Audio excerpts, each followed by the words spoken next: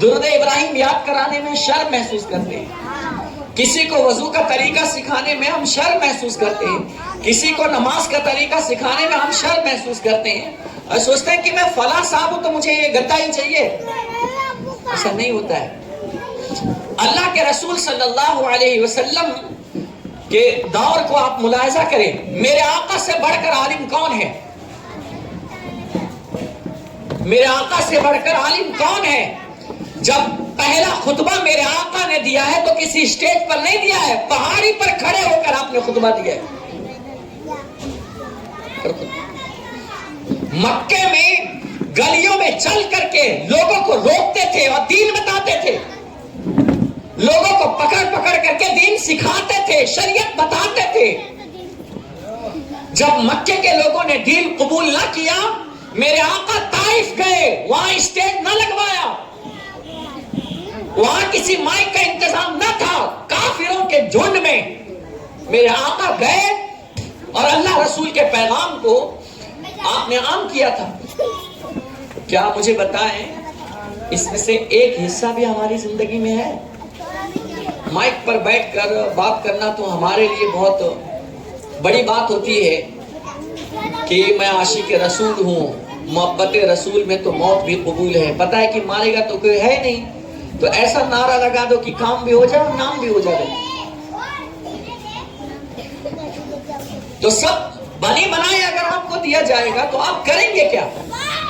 اصل قربانی یہ ہے کہ آپ بھٹکے ہوئے کے بیچ میں آپ جائیں، جہاں قوم گمراہی کی طرف بڑھ رہی ہے آپ اس کے جھنڈ میں جائیں اور لوگوں سے مقابلہ کریں، ان سے بحث کریں۔ میرے آقا نے فرمایا من رأى منکم منکرا فلیغیر فبیدہ او فبلسانہ او فبقلبہ وذلک اضعف الایمان او کما قال النبی صلی اللہ علیہ وسلم۔ حضور نے فرمایا جب تم میں سے کوئی شخص کسی کو برائی کرتا دیکھے تو اسے چاہیے کہ وہ ہاتھ سے روکے، ہاتھ سے روکے، اور اگر ہاتھ سے نہیں روک سکتا ہے تو اسے چاہیے کہ کم سے کم زبان سے تو روکے، اور اگر زبان سے نہیں روک سکتا ہے تو کم سے کم اس کام کو دل میں برا تو جانے۔ یہ ایمان کا سب سے کم ترین درجہ ہے۔ اور آج مسلمانوں کا حال یہ ہے کہ تینوں پر عمل نہیں ہے، بلکہ جہاں برائی ہوگی ٹوپی اتار کر جیب میں رکھیں گے، چپکے سے ہم بھی کھڑے ہو جائیں گے اس کے اندر، اللہ ماشاء اللہ۔ تو اس قوم کو ترقی کہاں سے ملنی ہے؟ اس قوم کو عروج کہاں سے ملنا ہے؟ آج پورے معاشرے کے اندر گناہ گناہ گناہ گناہ، بے حیائی۔ اور جب آپ دین کے لیے کھڑے ہوں گے نا، میں گروہ علماء سے کہہ رہا ہوں اور مبلغین، جب آپ دین کے لیے کھڑے ہوں گے آپ کی مخالفت ہوگی، آپ کی مخالفت کی جائے گی، آپ کے خلاف پروپیگنڈے کیے جائیں گے، آپ کے ذاتیات پر آئیں گے اور آپ کے ساتھ برا سلوک کیا جائے گا، لیکن الجہد منا والفوز من اللہ تعالی، کوشش اگر ہماری طرف سے ہوگی تو کامیابی میرے پروردگار کی طرف سے ضرور ہمیں ملے گی۔ آپ کی وجہ سے اگر ایک بھی سدھر گیا نا تو آپ کے نجات کے لیے کافی ہے۔ کوشش کیجئے، یہ نہیں کہ صرف میں نے امامہ سجا لیا ہے، میں فلاں بن گیا ہوں تو اب مجھے دعوت و تبلیغ کا معاملہ نہیں رہے، میں اپنا کام دیکھوں، کام اپنی جگہ پر ہے، اپنی زندگی کا کچھ نہ کچھ حصہ آپ دین کے لیے وقف کرو۔ آپ کو خیر امت کیوں کہا گیا؟ کنتم خیر امت اخرجت للناس تأمرون بالمعروف وتنہون عن المنکر۔ آپ بہترین امت اس لیے ہیں کہ آپ لوگوں کو بھلائی کا حکم دیتے ہیں اور برائی سے روکتے ہیں، لیکن یہاں تو کچھ بھی نہیں ہے، یہاں پر کچھ بھی نہیں ہے، تو کہاں سے ترقی ملنی ہے ہم کو؟ کہاں سے دین کا کام ہوگا؟ کہاں سے شریعت؟ ایک آدمی، ایک عالم اگر محنت شروع کر دینا اور جی لگا کر کے اللہ کی ذات کے لیے، رسول پاک کی محبت میں اپنی شخصیت کو وقف کر دے تو اللہ تعالیٰ اس کی ذات سے اس پورے علاقے میں تبدیلی پیدا فرما دے گا۔ ذرا آگے بڑھے تو صحیح، بڑھنا نہیں چاہتے ہیں، ہم کو صرف حضرت مائک چاہیے، تو کامیابی نہیں ملنی ہم کو۔ اور الناس باللباس پر عمل چھوڑ دیجئے، الناس باللباس سے کچھ نہیں ہوتا ہے کہ کپڑوں سے زینت مل جائے گی۔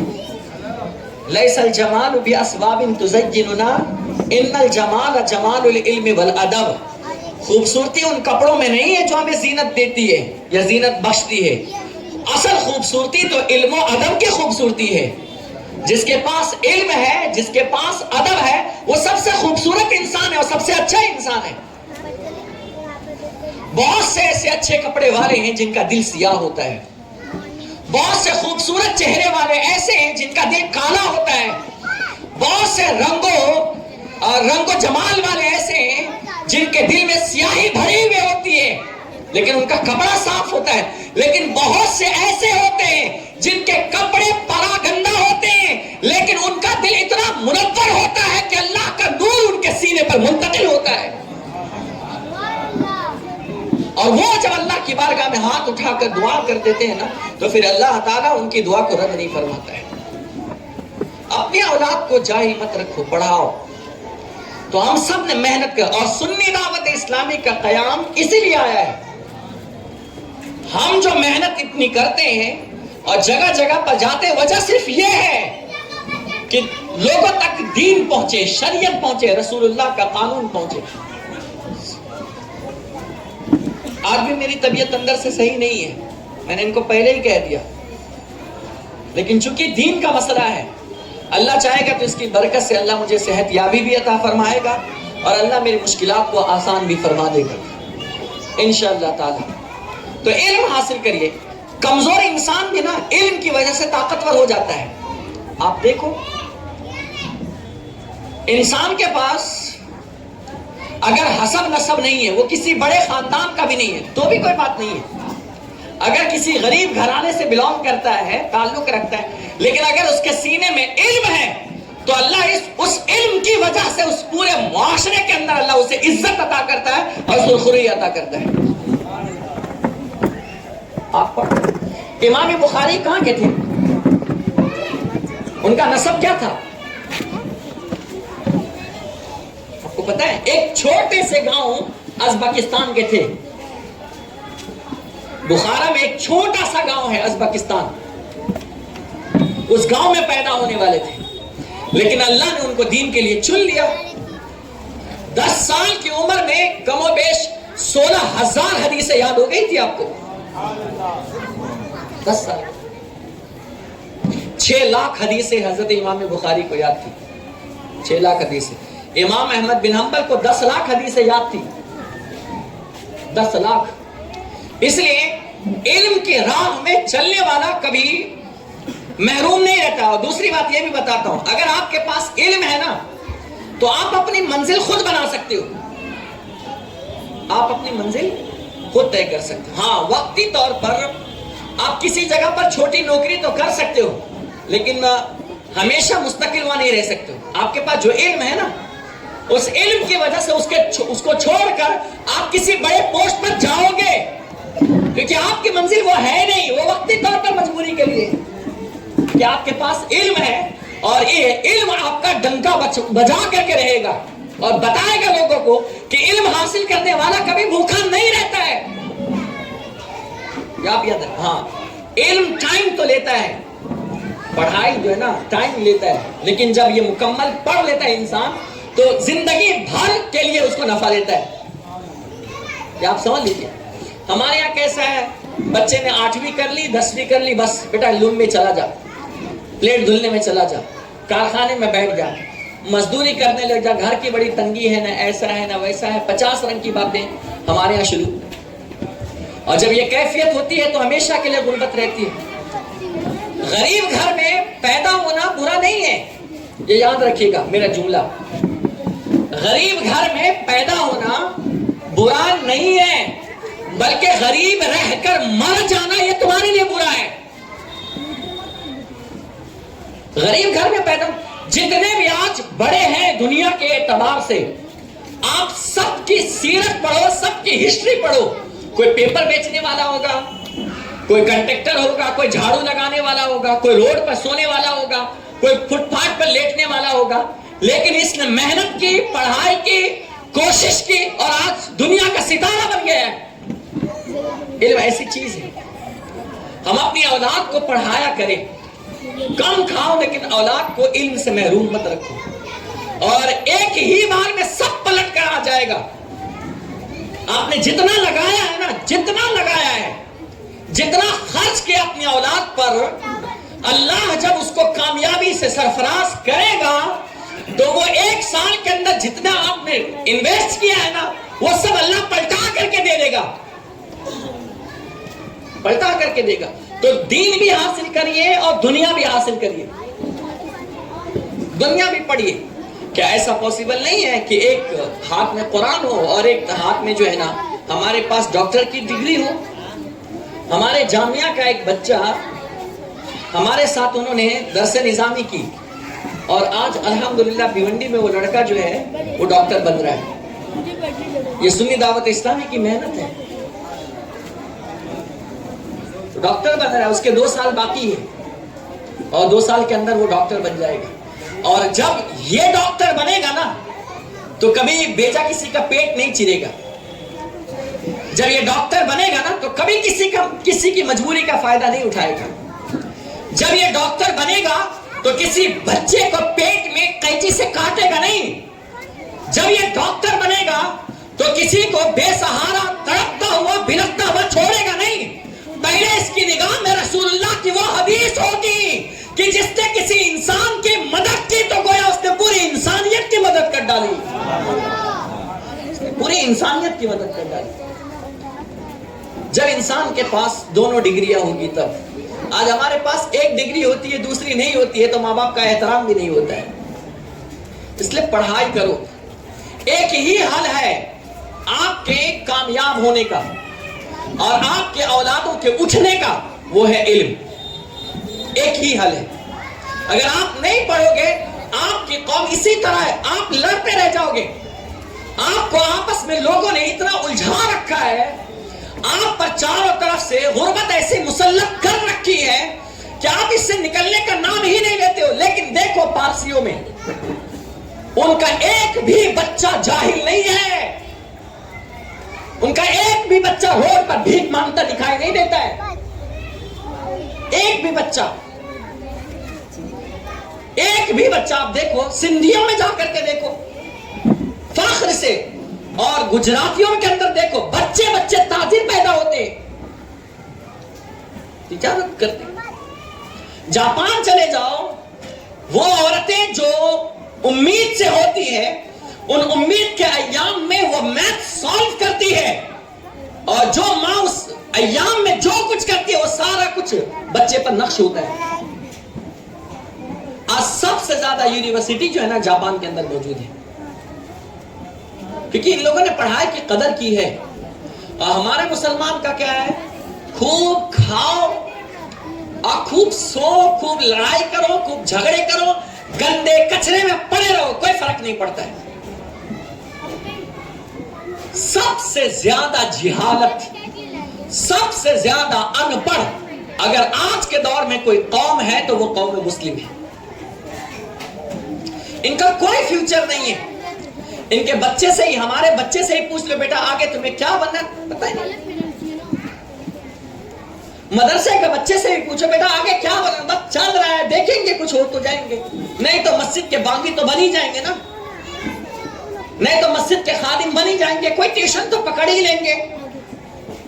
یہ کیوں نہیں سوچتے ہیں کہ یار اگر میرا دماغ کام نہیں کر رہا ہے تو میں اتنا دین تو سیکھ لیا کہ جس سے میں اپنی ضروریات گزار سکتا ہوں، ضروریات زندگی مکمل کر سکتا ہوں. حلال کمائی کماؤ، اپنے گھر والوں کی کفالت بھی کروں، اور اتنے ہی سے میں اپنے گھر بار کو بھی دین کے راستے پر لے چلوں، اپنی بھی آخرت سنواروں اور اپنے گھر والوں کی بھی سنواروں. تو بہت ساری کمیاں آج ہمارے علاقے کے اندر پائی جاتی ہے، اور خاص طور سے یہ تو دنیا کی باتیں ہو گئی. ایک بات اور کہتا ہوں بابو صاحب، خاموشی سے محنت کرو، اپنے بچوں کو پڑھاؤ، جو بھی ہے رات دن ایک کرو. اپنے بچوں کے ٹیوشن پر، ان کے ہوم ورک پر، ان کے اسکول پر، سب پر گہری نظر رکھو. ان کی کتابیں چیک کرو، وہ کس سے دوستی کرتا ہے، وہ کس سے ملتا جلتا ہے، وہ کس کے پاس آتا جاتا ہے، اس کا تعلق کس سے ہے. ان سب پر گہری نظر ہے. ہمارے یہاں کیا ہم سوتے رہتے جا بیٹا اسکول جاؤ، وہ اسکول جا رہا ہے کہ نہیں جا رہا ہے میں خود بھی پتہ نہیں. تو ہمارے بچے آگے اس لیے نہیں بڑھتے. اسی لیے ہمارے یہاں بڑے پروفیسر مسلمان میں شاید ملتے ہیں, IPS آفیسر گنتی کے چند ملتے ہیں, نیٹ کا ایگزام دینے والا شاید ملتا ہے, بڑے پوسٹ پر شاید ملتا ہے, DIG آفیسر, یہ سب آپ کو کہاں ملے گا؟ جب ہم باولا مسجد میں پڑھتے تھے دلائل لٹکری روڈ میں, تو ہم مسلمان تھے نا, تو میچ کھیلنا تو ہماری فطرت میں ہے. بچے تھے مسلمان ہے تو میچ, کیرم, لوڈو, پیسہ, یہ سب تو ہماری فطرت میں ہے اور شوق سے کرتے تھے. اس وقت ہم دیکھتے تھے ہمارے مراٹھی بھائیوں کو ہاف چڈے پہن کر جہاں ہم لوگ کھیلتے تھے وہیں پر گارڈن میں 8-8 گھنٹہ 10-10 گھنٹہ وہ کتابیں, موٹی موٹی کتابیں لے کر گھوم کر پڑھتے رہتے تھے. اور ان کے اوپر کوئی بھی پریشر نہیں تھا کسی کا, ان کو اپنا فیوچر خود سے ڈیولپ کرنا تھا. ایک میرا شاگرد ہے ماہم میں, وہ 24 گھنٹے میں سے کم 18 گھنٹہ پڑھتا ہے, اس کو ڈاکٹر بننا ہے. 18 گھنٹہ پڑھتا ہے وہ. اور میں نے کہا بیٹا تو اتنا پڑھتا ہے؟ کہا کہ میں حضرت کبھی بھی میں اپنے ابا سے پیسہ بھی نہیں مانگتا ہوں, اور نہ مجھے اپنے باپ کے پیسے سے کسی طرح کی کوئی امید ہے, اور مجھے چاہیے بھی نہیں. میں اپنے بلبوتے پر کماؤں گا اور میں اپنے بلبوتے پر اپنا گھر خود بناؤں گا. یہ دنیا تو مجھے تانا دے گی کہ یہ باپ کی کمائی پر عیش کر رہا ہے, دنیا مجھے بولے گی باپ کے پاس سب کچھ تھا تو اس پر یہ موج کر رہا ہے. میں ایسی زندگی نہیں گزاروں گا, میں ایسی زندگی نہیں گزاروں گا.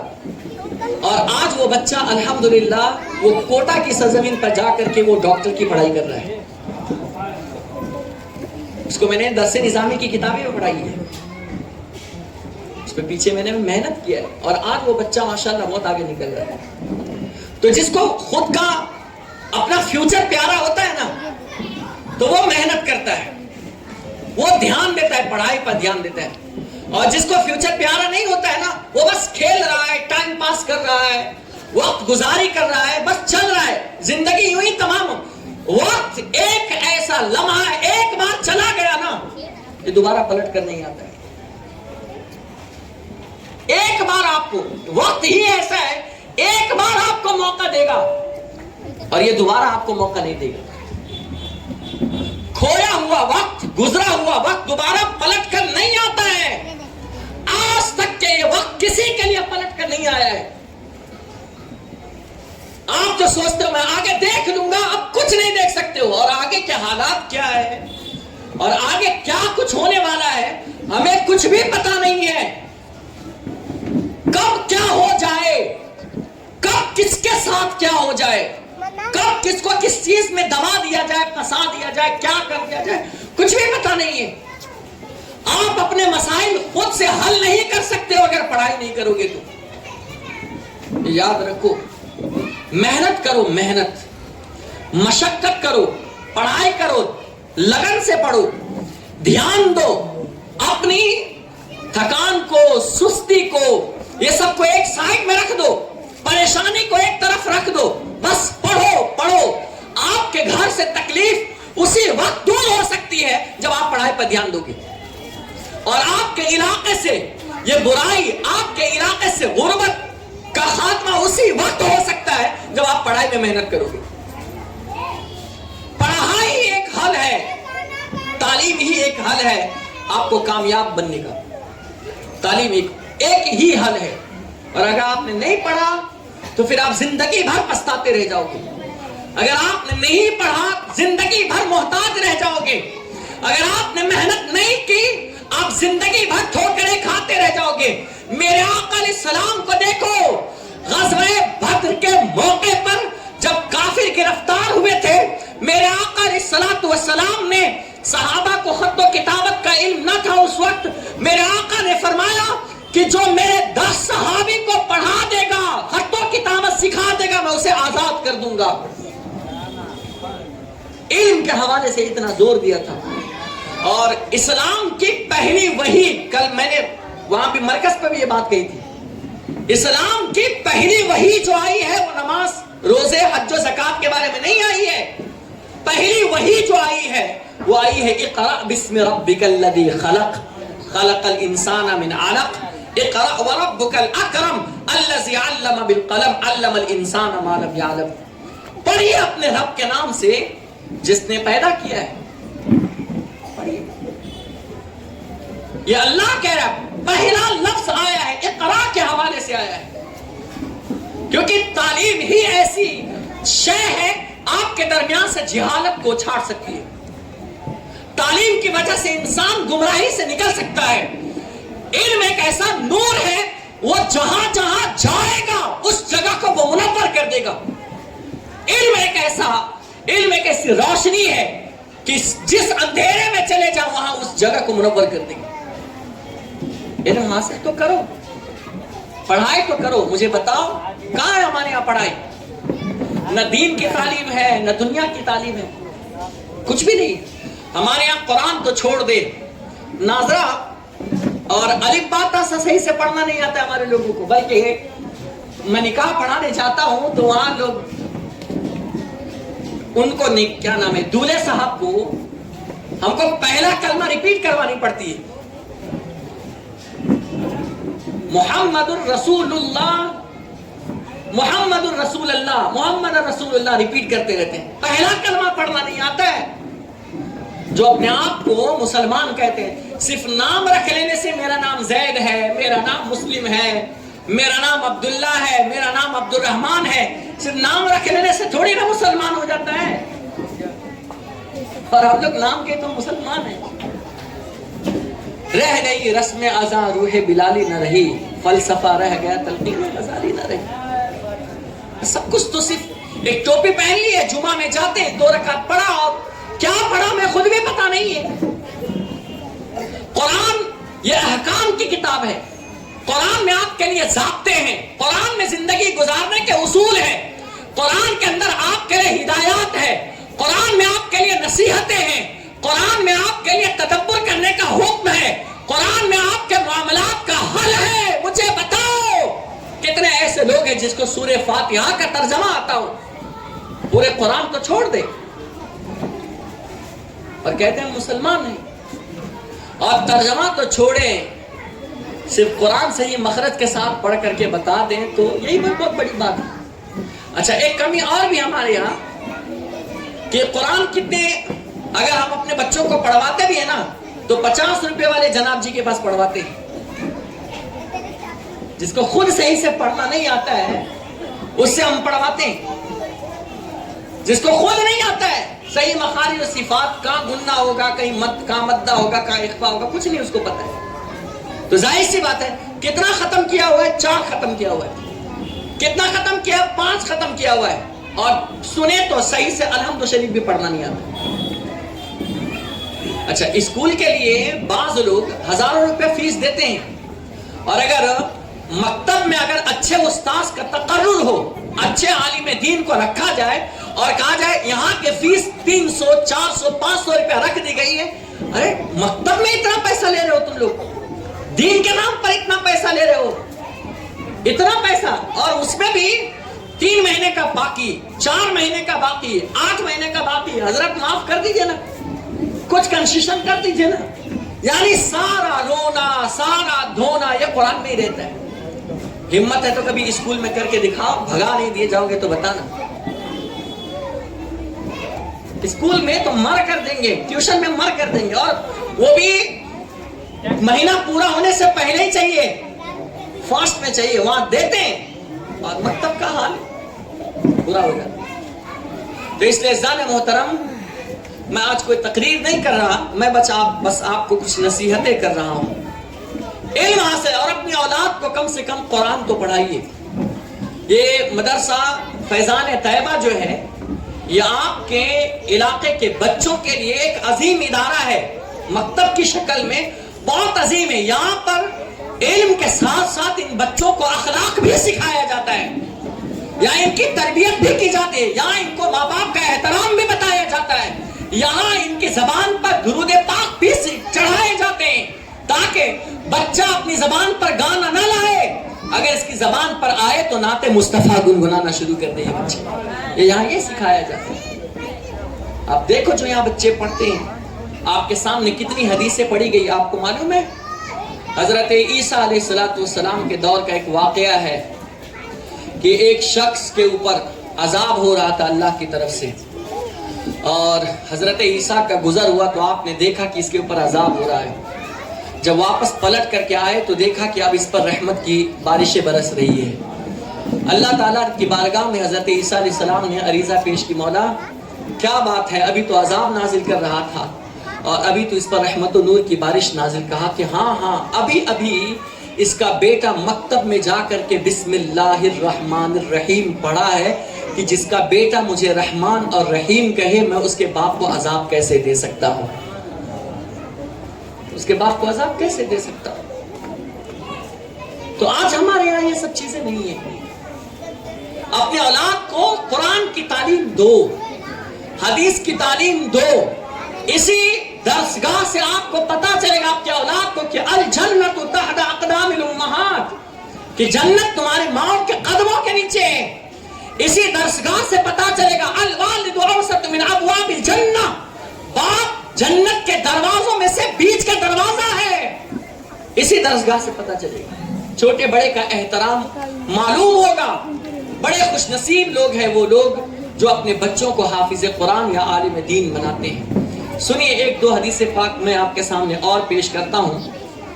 میرے آقا صلی اللہ تعالی علیہ وسلم نے ارشاد فرمایا، من سلک طریقا یلتمس فیہ علما سہل اللہ لہ بہ طریقا الی الجنہ. صحیح مسلم کی حدیث ہے 2699 حدیث نمبر. میرے آقا علیہ السلام نے فرمایا جو علم دین کی تلاش میں نکلتا ہے، جو علم دین کی تلاش میں نکلتا ہے، اللہ تعالیٰ اس کے لیے جنت کا راستہ آسان کر دیتا ہے. اور اگر علم دین حاصل کرتے کرتے مر جائے اللہ اسے شہادت کی موت عطا فرماتا ہے.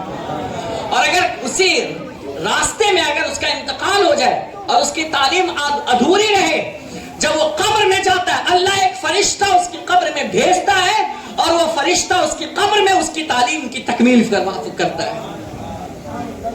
یہ علم دین کی برکت ہے.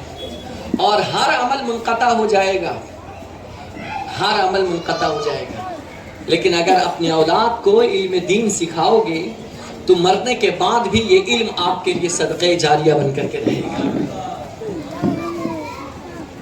میرے آقا علیہ السلام نے فرمایا ہے کہ کل قیامت کے دن کچھ لوگ ایسے ہوں گے جو قیامت نہیں برزخ میں جائیں گے، قبر میں، تو وہ نیکیوں کے طلبگار ہوں گے، نیکیوں کے طلبگار ہوں گے. اور جب ان کی اولاد ان کے لیے ہاتھ اٹھا کر کے دعا کرے گی تو اللہ تعالیٰ ان کی بخشش فرما دے گا. اولاد کی وجہ سے ماں باپ کی بخشش ہو جاتی ہے. تو کوئی ایسا سامان بھی تو تیار کر لیں جس کی وجہ سے آخرت میں کم سے کم اللہ ہماری بخشش کر دے. میرے آقا علیہ السلام نے فرمایا ایک حافظ قرآن اپنے گھر والوں میں سے 10 ایسے لوگوں کی سفارش کرے گا اور جہنم سے نکلوائے گا جن پر جہنم واجب ہو چکی ہوگی. 10 لوگوں کو جنت دلوائے گا.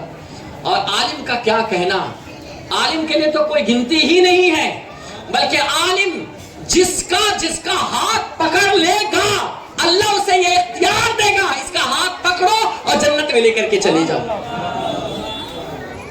عالم کا بڑا درجہ ہے. عالم وہ ہے اللہ اکبر جس کے لیے سمندر کی مچھلیاں بھی دعا کرتی ہیں. عالم وہ ہے جس کے لیے چوٹیاں بھی دعا کرتی ہیں اپنے بلوں کے اندر. عالم وہ ہوتا ہے جس کے لیے آسمان کے فرشتے بھی دعا کرتے ہیں. عالم وہ ہوتا ہے جس کے لیے جبریل و میکائیل و اسرافیل و اسرائیل ہاتھ اٹھا کر اللہ سے دعا کرتے ہیں. زمین و آسمان کے سارے فرشتے عالم کے لیے دعا کرتے ہیں. میرے آقا علیہ السلام نے فرمایا ان العلماء ورثۃ الانبیاء، عالم جو ہوتا ہے وہ نبیوں کا وارث ہوتا ہے. میرے آقا نے فرمایا جس نے عالم سے ہاتھ ملایا اس نے مجھ سے ہاتھ ملایا ہے، اور جس نے مجھ سے ہاتھ ملایا گویا اس نے حضور فرماتے جس نے عالم سے ہاتھ ملایا اس نے مجھ سے ہاتھ ملایا. اور جو عالم کی مجلس میں بیٹھا حضور فرماتے ہیں وہ میرے صحابہ کے ساتھ میری مجلس میں بیٹھا، اور جو صحابہ کے ساتھ دنیا میں بیٹھے بڑھائے گا. عالم کی مجلس میں بیٹھنے کا یہ فائدہ ہے. اور لوگ عالم کے صفا سے نہیں آنا چاہتے ہیں. ایسا بھی ہو گیا. پیر صاحب کے پاس جائیں گے, عالم کے پاس نہیں آئیں گے. عالم کا بڑا درجہ ہے. حضرت بابا فرید الدین گنج شکر رحمت اللہ تعالی فرماتے ہیں کہ لوگوں اپنے گناہگار ہاتھ کو جنتی ہاتھ میں داخل کر دیا کرو. اپنے گناہگار ہاتھ کو جنتی ہاتھوں میں داخل کر دیا کرو. جنتی ہاتھ کی برکت سے تمہارے ہاتھ کے گناہ بھی دھل جائیں گے. کہا وہ کیسے؟ کہا عالم سے مصافحہ کر لیا کرو.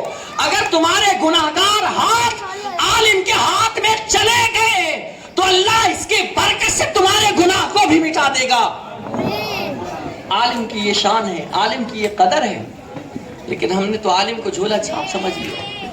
سب سے گھٹیا, سب سے کمتر, سب سے کمزور. اگر آج کے دور میں اور سب سے بڑا مظلوم اگر آج کے دور میں ہے تو وہ بیچارہ عالم ہے. اس کی کوئی عزت نہیں کرتا ہے. لیکن کوئی کرے نہ کرے, کل قیامت کو پتا چلے گا کہ عالم کی کیا عزت ہوتی ہے. حضور نے فرمایا خیرکم من تعلم القرآن وعلمہ. تم میں کا سب سے بہتر انسان, میں آپ کو بہتر کہوں تو ہو سکتا ہوں کہ آپ میرے معیار کے اعتبار سے بہتر ہو سکتے ہیں. آپ مجھے اچھا کہیں تو میں آپ کی نگاہ میں اچھا ہو سکتا ہوں, دوسرے کی نگاہ میں برا ہو سکتا ہوں. میں کسی اور کو کہوں تو میری نگاہ میں وہ اچھا ہو سکتا ہے, لیکن یہ بھی ممکن ہے کہ وہ دوسرے کی نگاہ میں غلط ہو سکتا ہے. لیکن جسے میرے رسول اللہ نے سب سے بہتر کہا ہے وہ کسی کی نظر میں گرا ہوا نہیں ہو سکتا ہے. وہ کسی کی نظر میں گرا ہوا نہیں ہو سکتا ہے. اور حضور نے فرمایا خیرکم من تعلم القرآن. تم میں کا سب سے بہتر, پتہ یہ چلا سب سے بہتر مالدار نہیں ہوتا, سب سے بہتر صاحب دولت صاحب ثروت نہیں ہوتا, سب سے بہتر اللہ اکبر کوئی اور انسان نہیں, بلکہ سب سے بہتر رسول اللہ کی نگاہ میں وہ ہوتا ہے جو قرآن سیکھتا ہے اور قرآن سکھاتا ہے. خیرکم من تعلم القرآن وعلمہ. تم میں کا سب سے بہتر انسان وہ ہے جو قرآن سیکھے اور دوسروں کو سکھائے. ہم میں سے کتنے ہیں جو قرآن سیکھتے ہیں؟ ہے ہمارے پاس ٹائم؟ کارخانے کے لیے تو 8 گھنٹہ 10 گھنٹہ سب ٹائم ہے, کاروبار کے لیے سب ٹائم. ذرا اللہ کے بندوں آدھا 1 گھنٹہ قرآن کے لیے بھی تو نکال لو. کیا لے کر کے جاؤ گے اللہ کی بارگاہ میں؟ کیا وہ دکھاؤ گے خدا کی بارگاہ میں؟ اور ماہ رمضان آ رہا ہے نا, یہ تو قرآن کا مہینہ ہے. شہر رمضان الذی انزل فیہ القرآن. یہ مہینہ جو ہے رمضان کا مہینہ جس میں قرآن نازل کیا گیا ہے. اس میں تو انسان کو اور زیادہ کثرت سے تلاوت, جب آتا ہی نہیں آپ کو پڑھنے تو آپ تلاوت کرو گے کیا؟ صحیح بات. آپ کو موبائل چلانے سے چھٹی ملے گی تب نا, آپ کو واٹس ایپ چلانے سے چھٹی ملے گی تب نا, آپ کو انسٹاگرام سے فرصت ملے تب نا, آپ کو ٹویٹر اور نہ جانے کیا کچھ سے چھٹی ملے تب نا, دوستوں سے چیٹنگ اور چیٹنگ کرنے سے چھٹی ملے تب نا آپ قرآن کی طرف آؤ گے. گاڑیوں پر, آٹو پر, چوراہوں پر, ہر جگہ بیٹھنے کے لیے تمہارے پاس وقت ہے, اور قرآن سیکھنے سکھانے کے لیے تمہارے پاس وقت نہیں ہے. اور کہتے مسلمان ہیں, کچھ تو حیا کریں, کچھ تو شرم کریں. میرے آقا صلی اللہ علیہ وسلم جب ماہ رمضان آتا تھا نا تو آپ صلی اللہ علیہ وسلم کمر کس لیا کرتے تھے, اور جانتے قرآن سے اتنی محبت کرتے تھے کہ حضرت جبریل کو کہتے تھے ذرا تم قرآن سناؤ نا. حضرت جبریل سے قرآن سنتے تھے اور پھر مصطفیٰ جان رحمت جبریل امین کو قرآن سنایا کرتے تھے. قرآن سنایا کرتے تھے. قرآن سے اتنا پیار تھا, اور جس رسول کو قرآن سے اتنا پیار تھا اس رسول کے امتیوں کو آج قرآن کا پہلا صفحہ نہیں آتا ہے. اس رسول کے امتی کو قرآن پڑھنا نہیں آتا ہے, اور خود تو جاہل ہے اور اپنی اولادوں کو بھی ان پڑھ اور جاہل بنا کر چھوڑ دیے. اپنی اولاد کو بھی قرآن سے آراستہ نہیں کرتے ہیں. اپنے اولاد کے سینے کو بھی قرآن سے مزین نہیں کرتے ہیں. اپنے اولاد کے سینے کو قرآن سے بھرو. سب سے بہترین علم ہے قرآن کا علم ہے. سب سے بہترین علم. جس کے سینے میں قرآن کا علم آ گیا وہ انسان سب سے محترم ہو جاتا ہے, وہ انسان سب سے مکرم ہو جاتا ہے. میرے آقا علیہ الصلوۃ والسلام نے فرمایا اپنے اولاد کو 3 چیزیں سکھاؤ. ادبوا اولادکم ثلاث خصال. اپنے اولادوں کو 3 چیزوں کی تعلیم دو. ایک حب نبیکم وحب نبی اہل بیتکم وحب تلاوت القرآن او کما قال النبی صلی اللہ علیہ وسلم. میرے آقا نے فرمایا اپنے اولاد کو 3 چیزیں سکھاؤ. پہلی چیز اپنے نبی کی محبت. اپنے بچوں کے سینے میں رسول پاک کی اتنی محبت بھر دو, رسول اللہ کا عشق اتنا بھر دو, رسول اللہ کی محبت اتنی بھر دو کہ اب اس کے دل میں کسی ہیرو کی, کسی ہیروئن کی, کسی نچنیے کی, کسی فلم اسٹار کی, کسی کرکٹر کی, کسی دھوکے باز کی, کسی چور کی, کسی اچکے کی محبت اس کے سینے میں نہ آنے پائے, کسی گناہگار کی محبت اس کے سینے میں منتقل نہ ہونے پائے, بلکہ اس کے سینے میں محبت ہو تو رسول اللہ کی محبت سمائی رہنی چاہیے. محمد کی محبت دین حق کی شرط اول ہے. اسی میں ہو اگر خامی تو سب کچھ نامکمل ہے. اسی میں ہو اگر خامی تو سب کچھ نامکمل ہے. اپنے اولاد کو سب سے پہلے نبی کی محبت سکھاؤ. خود بھی اپنے نبی سے پیار کرو, خود بھی اپنے نبی سے بے پناہ محبت کرو, اور اپنے اولاد کو بھی بے پناہ محبت سکھاؤ. صحابہ کرام نے اپنے اولادوں کو حضور کی محبت اللہ اکبر ایسا پلا دیا تھا کہ معاذ اور معوذ بدر کے موقع پر دونوں بچے تھے, 12 سال 14 سال کے مشکل سے. دونوں بھائی تھے. بدر کا معرکہ چل رہا ہے, تلواریں نیام سے نکلی ہوئی ہے, جنگ چھڑی ہوئی ہے, اور دونوں طرف سے لڑائیاں چالو ہے. ایسے ماحول میں معاذ اور معوذ اپنے چچا سے پوچھتے ہیں بتاؤ ان میں ابو جہل کون ہے. جب چھوٹے نے پوچھا ابو جہل کون ہے, کہا تجھے کیا غرض اس سے, کہا میں نے سنا ہے کہ یہ میرے نبی کو گالی دیتا ہے. پھر دوسرے بچے نے کان میں کہا چچا سے بتاؤ اس میں ابو جہل کا, کہا تجھے کیا کام ہے, کہا میں نے سنا یہ میرے نبی کو برا بھلا کہتا ہے. اللہ اکبر. جیسے ہی چچا نے اشارہ کیا دیکھ وہ فلاں شخص ہے جو تیرے نبی کو برا بھلا کہتا. صحیح بخاری کے اندر آیا جس طریقے سے ایک چیل جھپکتا ہے اسی طریقے سے وہ دونوں بچے ابو جہل پر جھپک کر کے اسے مار کر کے زمین پر گرا دیتے ہیں. سبحان اللہ. یہ نبی کی محبت ہی تو تھی جو صحابہ نے پلائی تھی. اپنے اولاد کے لیے تو ہم لڑتے ہیں, اپنے خاندان کے لیے تو ہم لڑتے ہیں, اور نبی کی محبت کے لیے زبان بھی نہیں کھلتی ہے, زبان بھی نہیں. میرے آقا نے فرمایا اپنے اولاد کو 3 چیزیں سکھاؤ. سب سے پہلے نبی کی محبت. اور مدرسے میں بھی یہ نظام ہونا چاہیے کہ بچوں کو سب سے زیادہ حضور کی سیرت پڑھائی جائے, حضور کے اخلاق بتائے جائے, حضور کا عشق بتائے, صحابہ کا عشق رسول سکھایا جائے, تاکہ ان بچوں کے سینے میں کسی اور کی محبت منتقل نہ ہونے پائے. آج کیا ہے, بچے یہ موبائل دیکھ دیکھ کر کے 7-8 سال کے بچے ناچتے ہیں, تھرکتے ہیں, ویڈیو بنا بنا کر کے ریلز پہ بنا کر کے ڈالتے ہیں. کیوں ایسا ہو رہا ہے؟ آج سے 10-15 سال پہلے ایسا کیوں نہیں تھا؟ وجہ یہ تھی کہ ان کے سینے میں رسول اللہ کی محبت تھی. جب سے کافروں کی محبت آ گئی ہے سب ننگا ناچ ہو رہا ہے, ان کے سینے میں رسول اللہ کی محبت نہیں ہے. میرے آقا نے فرمایا حب نبیکم, تم اپنے نبی کی محبت سکھاؤ. اور پھر اس کے بعد کہا تم اپنے نبی کے اہل بیت کی محبت سکھاؤ. اب اللہ کے نبی نے اپنے آل کی محبت کا حکم دیا ہے, ان کے آل سے پیار کرے. جس نے آل بنی فاطمہ سے محبت کی اللہ اس کے صدقے میں اسے جنت میں وہ جگہ عطا کرے گا جہاں رسول اللہ خود موجود ہوں گے. میرے آقا نے فرمایا, جامع ترمذی کی حدیث صحیح ہے, حضور فرماتے من احبنی واحب ہذین واحب اباہما واحب امہما کان معی فی درجۃ یوم القیامہ.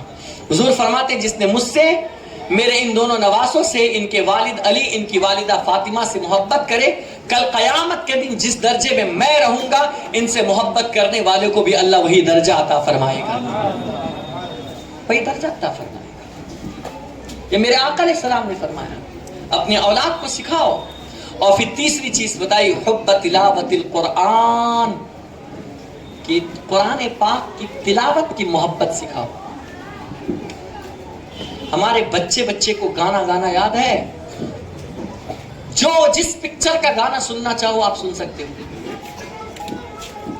کون سے موقع پر کس نے کیا کچھ حرام خوری کی ہے، شیطان گیری کی ہے، آپ سن سکتے ہو. لیکن اسی بچے سے قرآن کی کچھ صورتیں سننا چاہو تو نہیں سن سکتے. رسول پاک پیدا کہاں ہوئے، مثال کہاں فرمائے، نہیں بتا سکتے. حضور کے ازواج کتنی تھی، نہیں معلوم. ان کے نام کیا ہے، نہیں معلوم. خلفاء کتنے تھے، نہیں معلوم. مکے میں زندگی کتنی گزاری، نہیں معلوم. مدینے میں زندگی کتنی گزاری، نہیں معلوم. شق صدر کتنی مرتبہ، نہیں معلوم. معراج کتنی مرتبہ، نہیں معلوم. ہم کو پتا کیا ہے؟ کیونکہ ہم نے قرآن تو پڑھا ہی نہیں ہے نا. اور آپ سے زیادہ آج کافر لوگ قرآن کو سینے سے لگا کر کے قرآن پڑھ رہے ہیں اور دائرے اسلام میں داخل ہو رہے ہیں. آپ کے پاس تو کچھ بھی نہیں. اس لیے اللہ سے توبہ کرو، قرآن سے محبت کرو. قرآن سے بڑھ کر کوئی شے نہیں ہے آج کے دور میں. قرآن. میرے آقا علیہ السلام نے فرمایا، دو چیزیں چھوڑے جا رہا ہوں تمہارے درمیان، ایک اہل بیت ہے اور ایک قرآن ہے. اور یہ دونوں مجھ سے حوض کوثر پر ملاقات کرنے والے ہیں. قرآن چھوڑے جا رہا ہوں. جس کے پاس قرآن ہوگا وہ انسان کبھی گمراہ نہیں ہوگا. اور آج ہمارے پاس قرآن ہی نہیں ہے. ہمارے پاس نہ جانے کیا کچھ کتنے لٹریچر تو ہوتے ہیں لیکن قرآن نہیں ہوتا. اپنے اولاد کو، اپنے دوستوں کو تحفے میں قرآن بانٹو. جو جس زبان میں پڑھتا ہے اس کو اس زبان میں قرآن دو. کہو پڑھو تو صحیح، کم سے کم وہ پڑھ کر راہ راست پر تو آئے گا. اللہ نے اس کے لیے لکھا کیا ہے، وہ کم سے کم وہ پڑھے گا تو صحیح. قرآن سکھاؤ. قرآن بہت ضروری ہے. اور قرآن کی تلاوت کا فائدہ یہ ہوگا کہ گناہ کے جتنے بھی دھبے آپ کے دل پر لگے ہوئے ہیں، قرآن کی تلاوت کی برکت سے اللہ سارے دھبے کو مٹا دے گا، آپ کے دل کو منور کر دے گا.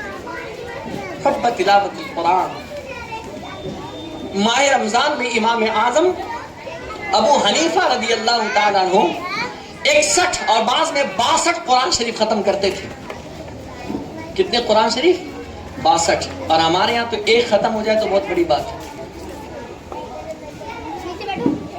ایک ختم ہو جائے بہت بڑی بات. اس لیے علم دین کو اپنے سینے سے لگاؤ. ہر آدمی اتنا تو ضرور سیکھ لے جس سے حلال حرام فرض واجب سنت مستحب کا اس کے پاس علم ہو جائے. طلب العلم فریضۃ علی کل مسلم، کہ علم کا حاصل کرنا ہر مسلمان پر فرض ہے، ہر مسلمان پر. لیکن ہم یہی نہیں کرتے ہیں. اچھا، اسلام کے بڑی بڑی چیزوں پر ڈیبیٹ کرنے کے لیے تیار ہے اور بیسک چیز ہم کو کچھ نہیں پتا ہے. تو بہرحال علماء سے اپنا رابطہ رکھو، علم حاصل کرو. اگر یہ علماء چلے گئے نا تو پھر یہ علم اٹھتا چلا جائے گا. ایک دو اور حدیث پاک آپ کے سامنے پیش کرتا ہوں اور چند تشریحات پیش کر کے ختم کر دیتا ہوں.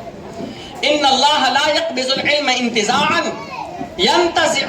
ينتزعه من العباد ولكن يقبض العلم بقبض العلماء حتى اذا لم يبق عالم. حضور علیہ الصلوۃ والسلام فرماتے ہیں اللہ پاک علم کو بندوں کے سینوں سے کھینچ کر نہیں نکالے گا بلکہ علماء کو وفات دے کر کے علم اٹھا لے گا. عالم چلا گیا تو وہ علم اس کے ساتھ چلا جائے گا. اور جانتے ہیں حضور گئے تو حضور جیسا کوئی آیا نہیں. حضرت ابوبکر صدیق گئے تو ان کے جیسا کوئی آیا نہیں. عمر فاروق گئے تو ان کے جیسا کوئی آیا نہیں. عثمان غنی گئے تو ان کے جیسا کوئی آیا نہیں. مولا مشکل کشا گئے تو ان کے جیسا کوئی آیا. جو ایک بار چلا گیا صاحب علم ان کا بدل نہیں آتا ہے. ایک بار جو چلا گیا وہ دوبارہ ان کے جیسا نہیں آتا ہے. اعلیٰ حضرت کو گئے 100 سال ہو گئے. بتاؤ اعلیٰ حضرت جس سے کوئی آج تک پیدا ہو سکا؟ سب کا علم ایک طرف اور تنہا امام احمد رضا خان کا علم ایک طرف. آج بھی سب پر بھاری. اس لیے علماء اور پھر آقا علیہ السلام فرماتے ہیں کہ جب کوئی عالم نہیں بچے گا نا تو لوگ جاہلوں سے مسئلہ پوچھیں گے. کس سے مسئلہ پوچھیں گے؟ جاہل. اور خود بھی گمراہ ہوں گے اور لوگوں کو بھی گمراہ کریں گے. اس لیے عالم کی قدر کرو, عالم سے پیار کرو. حضور علیہ السلام کے دور کا ایک واقعہ مجھے یاد آ رہا ہے. ایک صحابی جنگ کے لیے تشریف لے کر کے گئے تو ان کو زخم لگ گیا تلوار کا, اور زخم بڑھتا جا رہا تھا. اسی اثنا میں وہ ناپاک ہو گئے. اسی اثنا میں وہ ناپاک ہو گئے. ایک صحابی سے انہوں نے مسئلہ پوچھا اور ان کو مسئلے کا صحیح علم نہیں معلوم تھا. مسئلے کا صحیح علم نہیں معلوم تھا. انہوں نے کہا کہ نہیں آپ کو تو غسل کرنا ہی پڑے گا. اگر آپ نے غسل نہیں کیا تو آپ پاک نہیں ہو سکتے.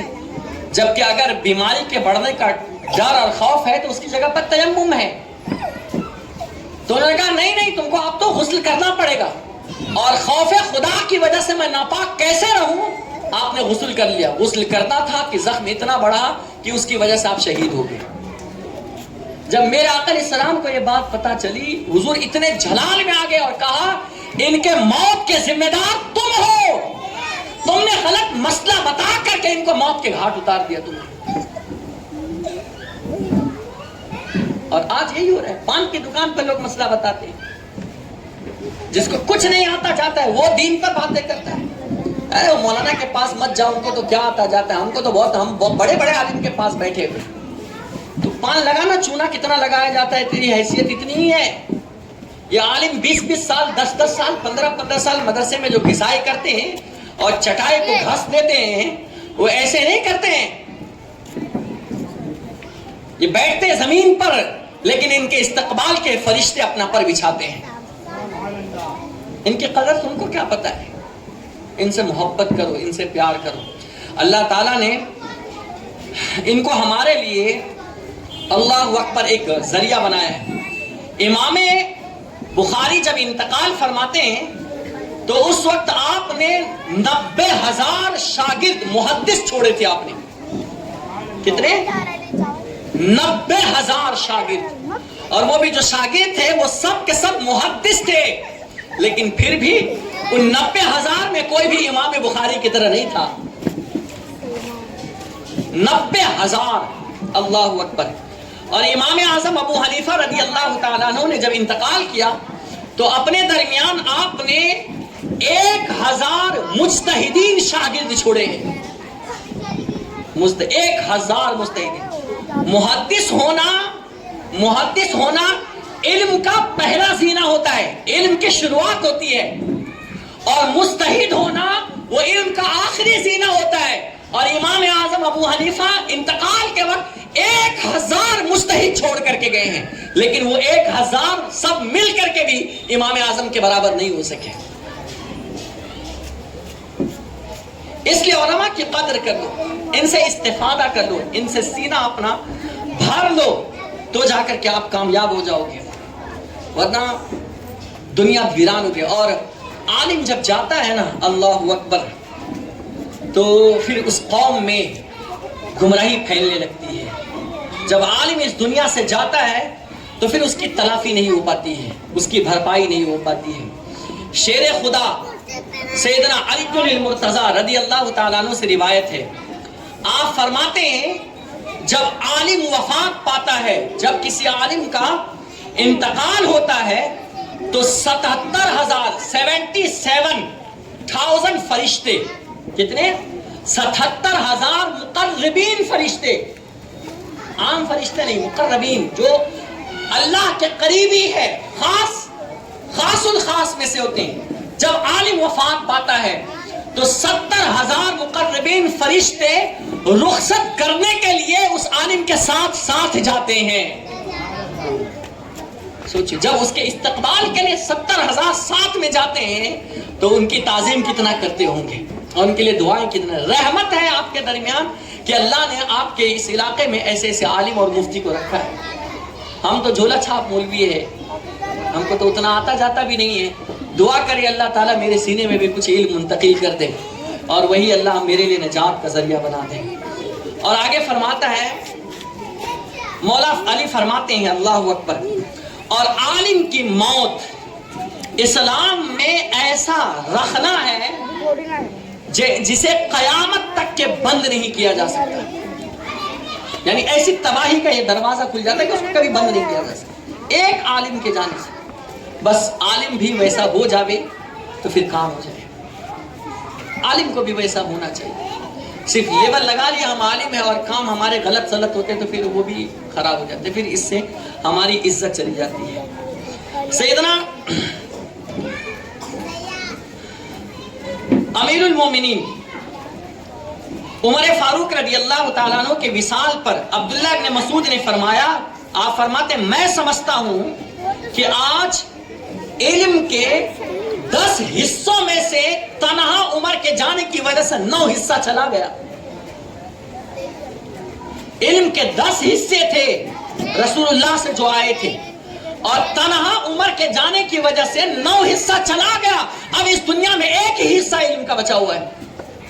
یہ کس دور کی بات بتا رہا ہوں؟ حضرت عمر فاروق کے وصال کی بات بتا رہا ہوں، جبکہ اس زمانے میں حضرت علی موجود ہے، اس زمانے میں عثمان غنی موجود ہے، اس زمانے میں امام حسن مصطفیٰ موجود ہے، اس زمانے میں امام حسین موجود ہے، بڑے بڑے صحابی موجود ہیں، لیکن تنہا عمر کے جانے کی وجہ سے عبداللہ بن مسعود فرماتے ہیں علم کے 10 حصوں میں سے 9 حصہ اللہ نے عمر کے جانے کی وجہ سے 9 حصہ اللہ نے اٹھا لیا۔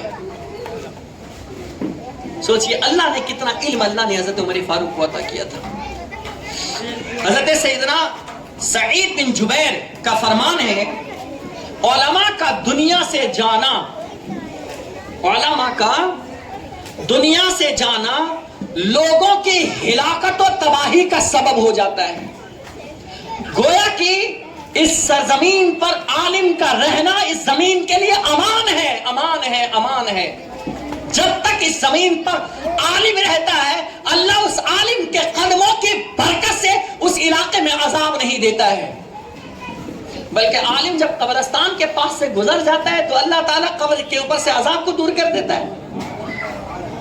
عالم کی یہ شان ہے، عالم کی یہ رفعت و بلندی ہے، اور ہم لوگ عالم ہی کو جو ہے نا وہ جھولا صاف سمجھتے ہیں، بلکہ کچرے والے سے زیادہ ہم ان کی حیثیت دیتے نہیں ہیں۔ کچرے والے، کچرا اٹھانے والے کی بھی سیلری کم سے کم 18، 20، 25 ہزار روپیہ ہوتی ہے اور اس کو بیچارے کو پینشن بھی بعد میں ملتی ہے، اور یہ بیچارہ مولوی 8,000، 10,000 بھی پریشان رہتا ہے، اور پریشان کر دیا ہے، پریشان کر دیا ہے۔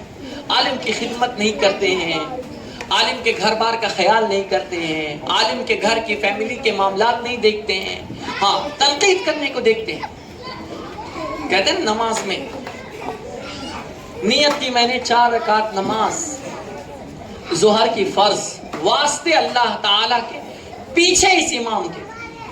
اس کا کیا مطلب ہے؟ کبھی غور کیا؟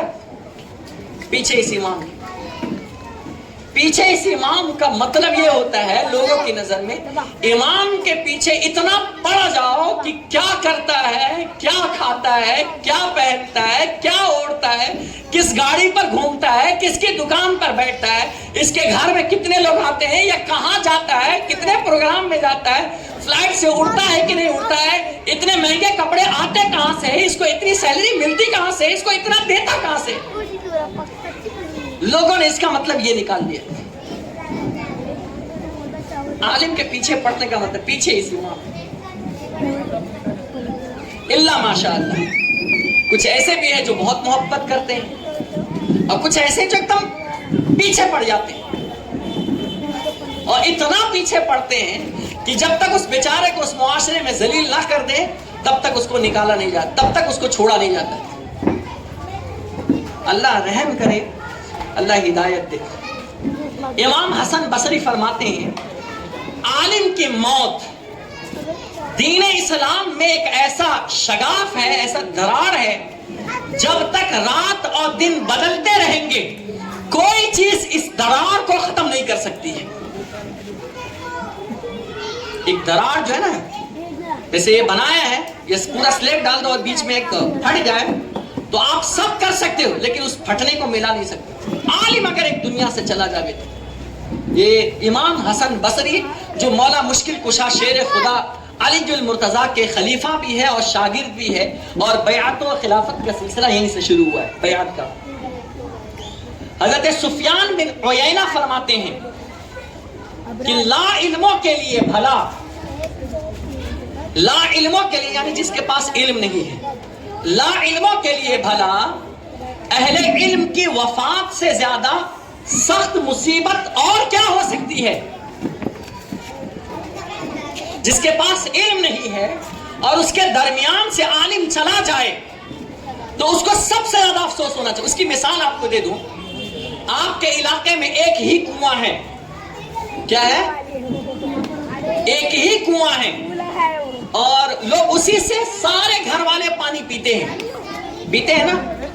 آپ مجھے بتاؤ اگر وہ کنواں سوکھ جائے تو آپ کی کیفیت کیا رہے گی؟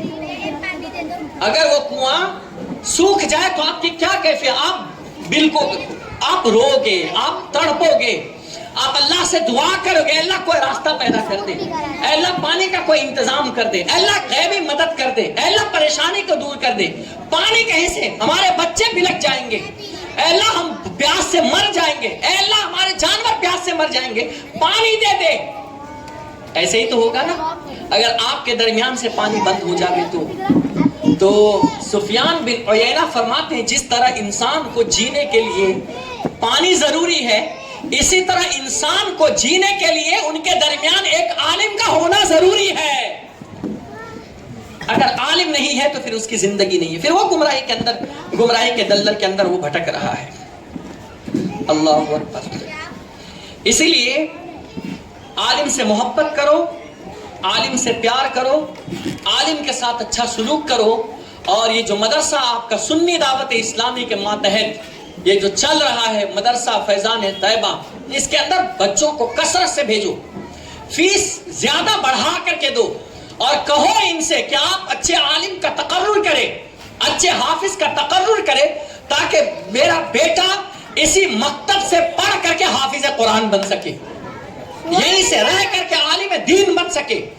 آپ خدمت کرو, ان عالموں کا خیال رکھو, آپ ان کا خیال کرو گے, آپ ان کو گاہے بگاہے نذرانہ دو گے, ان کے گھر بار کا خیال کرو گے, قیامت کے دن اللہ ان کے صدقے میں تمہاری بخشش فرما دے گا, تمہاری نجات فرما دے گا.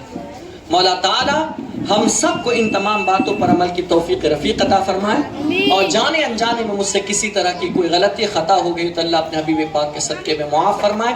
اللہ اس عظیم محفل کے صدقے میں ہم سب کی پریشانی, مصیبت, تکلیفوں کو, بلاؤں کو دور فرما دے. اللہ ہم سب کو علم نافع, علم لدنی عطا فرمائے.